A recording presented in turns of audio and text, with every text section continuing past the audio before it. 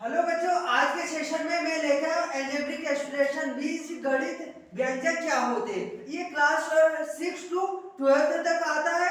आपको इसके solve question से आपको करने से पहले ये आपको टर्म्स पता होना चाहिए कि एल्जेब्रिक एक्सप्रेशन में वेरिएबल्स क्या होता है, कांस्टेंट क्या होता है, टर्म्स क्या होता है। ये आपको नहीं पता रहेगा तो आपके एल्जेब्रिक एक्सप्रेशन सॉल्व करने में आपको कठिनाई रहेगी। जैसे वेरिएबल्स क्या होता है, जो जितने भी हमारे अल्फाबेट है वो हमारे क्या होता है, वेरिएबल्स होते हैं। जैसे A B C X Y Z, ये हमारे क्या है, वेरिएबल्स है। वेरिएबल्स क्या होता है, वेरिएबल्स की वैल्यू कोई फिक्स नहीं रहती। वेरिएबल्स की वैल्यू हम अपने अकॉर्डिंग, अपने क्वेश्चन के अकॉर्डिंग इसमें बढ़ती और घटती जाती है। कांस्टेंट क्या होता है, कांस्टेंट क्या होता है, जितने भी हमारे नंबर्स होते हैं, प्लस में हो माइनस में हो इनफिनाइट तक जितने भी नंबर्स होते हैं वो हमारे क्या होते हैं, कांस्टेंट्स होते हैं। जैसे 1 2 3 4 -5 इनफिनाइट तक जितने भी वैल्यू है वो क्या होते हैं, हमारे कांस्टेंट्स होते हैं। हिंदी में क्या बोलते हैं, अचर बोलते हैं। टर्म्स क्या होता है, टर्म्स दो वेरिएबल्स प्लस कांस्टेंट्स को मल्टीप्लाई या डिवाइड के फॉर्म में ही लिखा जाता है, उसको क्या बोलते हैं, टर्म्स बोलते हैं। हिंदी में क्या बोलते हैं, पद। जैसे 2x और x अपॉन 3, तो ये क्या है, हमारे मल्टीप्लायर्स के फॉर्म में है। 2 इंटू एक्स तो क्या हो जाएगा 2x और x डिवाइड बाय 3, तो ये क्या है x अपॉन 3। तो ये हमारा टर्म्स में क्या हो जाता है, एक मल्टीप्लिकेशन है एक डिवीजन में। तो ये टर्म्स हमेशा दो ही फॉर्म में रह सकती है, या मल्टीप्लिकेशन में हो या डिवीजन में, या नॉर्मल सिंपल एक नंबर्स भी हो जाएगा जैसे +7। तो ये क्या है, हमारे टर्म्स है। कोएफिशिएंट क्या होता है, कोएफिशिएंट में वेरिएबल्स प्लस कांस्टेंट्स दोनों नंबर्स होने चाहिए, तो वो क्या होता है हमारा कोएफिशिएंट। जैसे 2x², तो आपसे पूछा जाए x² का कोएफिशिएंट क्या होगा।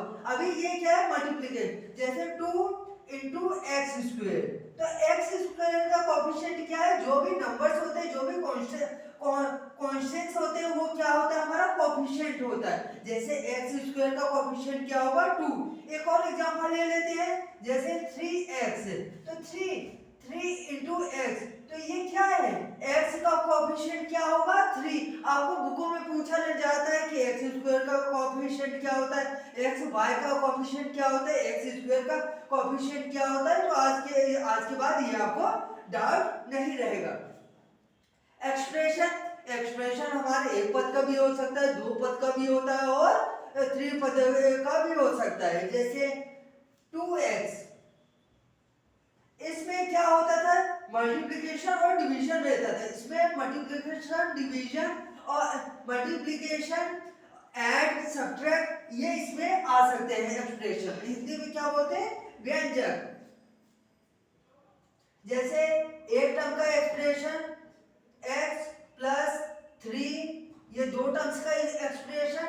ये 5x² प्लस 3x प्लस 7, ये क्या होगा, तीन टर्म्स का एक्सप्रेशन। एक्सप्रेशन में एक भी हो सकते हैं, दो भी हो सकते हैं, बहुत तीन से ज्यादा भी हो सकते हैं। एक रहेगा तो इसको क्या बोलेंगे, मोनोमियल। हिंदी में क्या बोलेंगे, एक पदीय।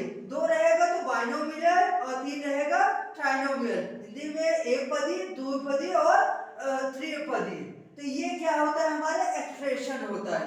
ये प्लस माइनस और मल्टीप्लिकेशन में हो सकता है। इक्वेशन और हमारा समीकरण क्या है, समीकरण क्या होता है, एक्सप्रेशन के इक्वल में हम जीरो लगा देते हैं।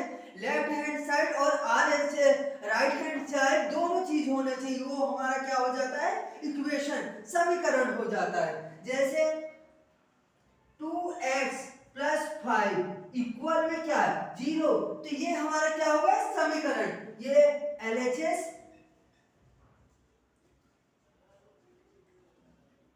इक्वल RHS, इसमें क्या हो सकता है, लेफ्ट हैंड साइड और राइट हैंड साइड दोनों हो सकते हैं। इक्वल में जीरो या कोई से भी नंबर या कोई से एक्सप्रेशन भी हो सकता है, वो हमारा क्या कहलाता है, समीकरण।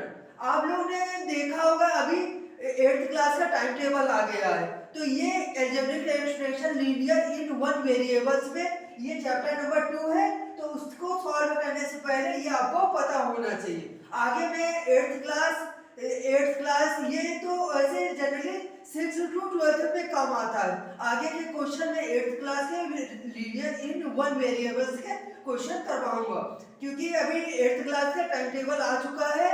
बच्चे अब 1 ही महीना बचा है, बच्चे अब अच्छे से प्रिपरेशन करें। आपको वीडियो अच्छा लगा हो तो लाइक कीजिए और सब्सक्राइब कीजिए।